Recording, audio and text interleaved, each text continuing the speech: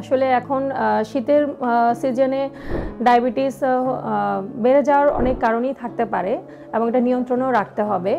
তো হচ্ছে যাদের ডায়াবেটিস থাকে, এই ডায়াবেটিসটা আসলে এমনিতে যাদের আগে থাকে তাদের আমরা ডায়াবেটিস বলি, আর যাদের প্রেগনেন্সিতে এসে ডায়াবেটিসটা বাড়ে তাদের আমরা জেস্টেশনাল ডায়াবেটিস মেলাইটাস বলি। তো এটা বিভিন্ন কারণে হয়, যেমন হচ্ছে যেটা প্রেগনেন্সির মধ্যে হওয়ার সম্ভাবনা অনেক বেড়ে যায়, সেটা হচ্ছে বাচ্চার যে ফুল থেকে বাচ্চাটা পুষ্টিটা পায়, সেই পুষ্টি থেকে সেই ফুল থেকে বিভিন্ন হরমোন সিক্রেশন হয়। এই হরমোনগুলোর জন্য অ্যান্টি ইনসুলিন হরমোন যেগুলো ডায়াবেটিস বাড়ায়। তো এটা আমাদের নিয়ন্ত্রণে রাখার জন্য আমাদের প্রথমত হচ্ছে ডায়েটের মাধ্যমে যেমন হচ্ছে কন্ট্রোল করতে পারে পেশেন্টরা।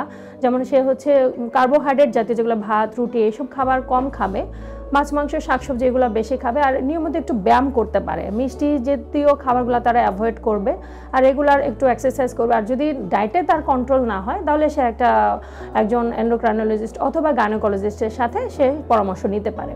হয়তো তাকে ইনসুলিনও দিতে পারে যদি অনেক বেড়ে যায়, নয়তো হচ্ছে আমরা কিছু ওষুধ সাজেস্ট করি। সেরা ডাক্তার, সেরা হাসপাতাল, খাজা বদরুদ্দোজা মডার্ন হাসপাতাল।